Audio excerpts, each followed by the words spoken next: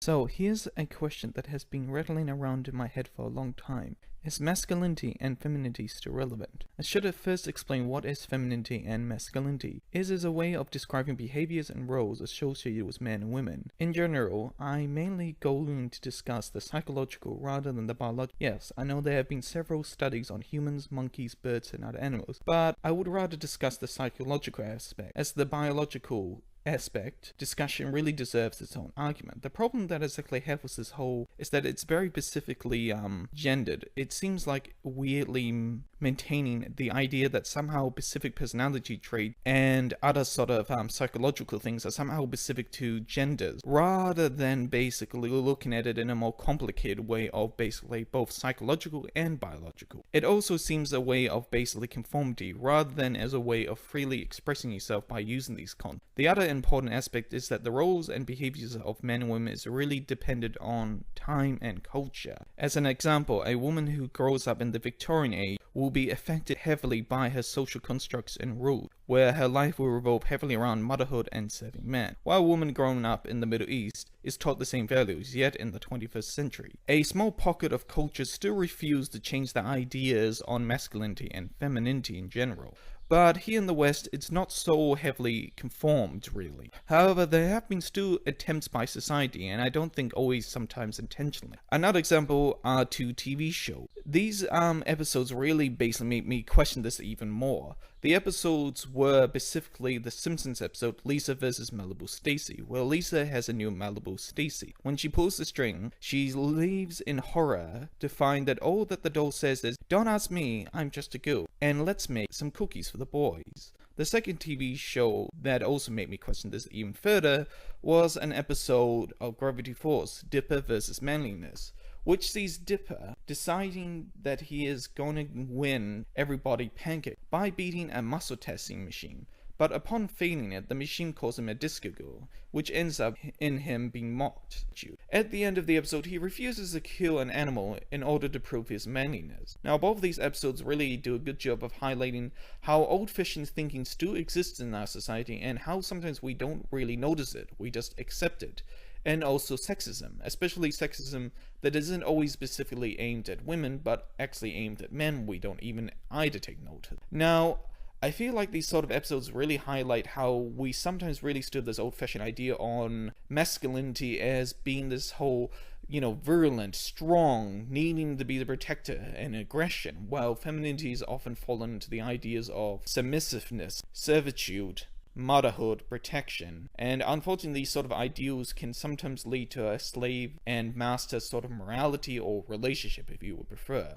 Now, as time has gone on, these sort of ideas have been slowly eroding and changing away. Women have always played an important role in history. It is only just recently now that they're finally getting some recognition. And this has rather led to an interesting thing where femininity is now being depicted as something just being as strong as masculinity and on an equal footing. Well, this has led to some rather interesting hits and misses. This is rather a very good step for the whole thing, especially in our modern day pop culture, or culture in general, where a lot of depictions of certain ideals for masculinity and femininity have been around for a long time. Most notably in the most recent and newest form was Hollywood, where for a long time, old-fashioned ideals on femininity and masculinity have been sort of circling around in that industry, and while it has changed, its roots really come back from our old myths and legends, where often much men were often depicted as heroes, or on some occasions as warning stories, but women or any other character that showed femininity traits were often depicted as something as a temptress, or as something that needed to be saved, or other sort of worse or really terrible sort of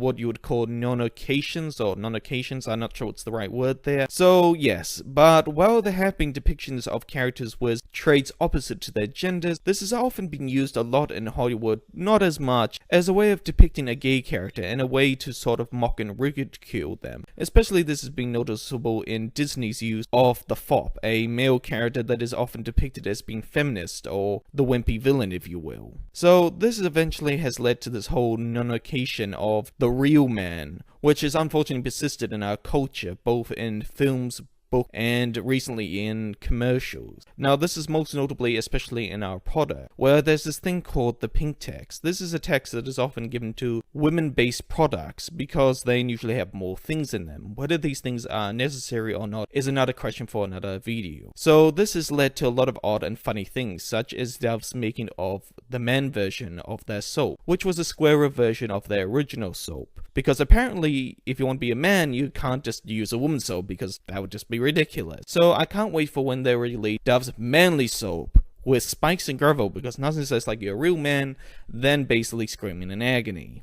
This has also led to some other funny things, such as scented candles for men, when scented candles are often usually aimed for women, or whatever you want to call it. So this has led to scented candles like meat and gun smoke, which I'm not joking, these are real scented candles you can get. Because apparently nothing says like you smell like a real man than having your place smell like a butchery and a shootout apparently. The other place where this is most notably is especially products aimed for younger children, where this is often used to market very old-fashioned sort of ideas very heavily towards them. What some people might call gender mechanics, which is an ever so presence in our culture unfortunately. So, but while this has been changing, I should say, this unfortunately has been rather slow. Lately now, a lot of commercials are showing boys and girls playing toys almost that have been usually associated with their specific genders. I haven't seen boys yet playing with dolls on television, but I've seen young girls playing with cars and even the occasional toy gun. And most notably has been Barbie, which has been always criticized as being sexism, which is a dead horse, which has been literally been so badly that now they're literally producing Barbie dolls with different ranges of body types and skin color, which I'm very happy to see. The other thing also of interesting of note was the cancellation of a TV show called Young Justice. Apparently this was due to the fact that the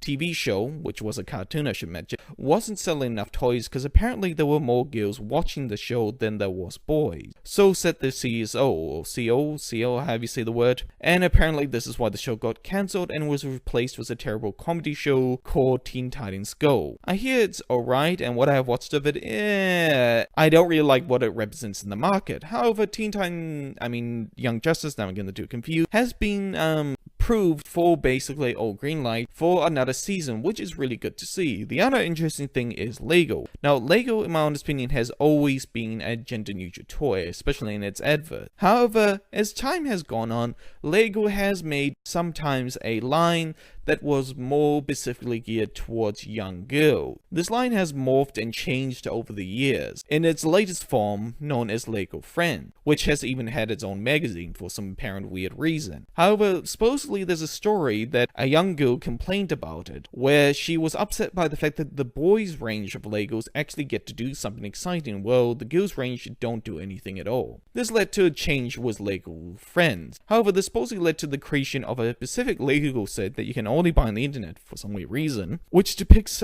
female Lego figurines as scientists in different roles, like studying dinosaur bones. I know it has a specific name, but I forgot the name. I think that one was astrology and another one, which surprises me why this isn't put into the normal Lego set. I don't know. So I like to end this crappy video by saying I have nothing against masculinity or femininity. If you want to use these sort of ideas, that is fine by me. Don't feel like you have to prove yourself as a man or a woman to anyone, in my honest opinion, because that is just a terrible thing to do. Hopefully you have a nice day, and hopefully I will produce another video. See you then.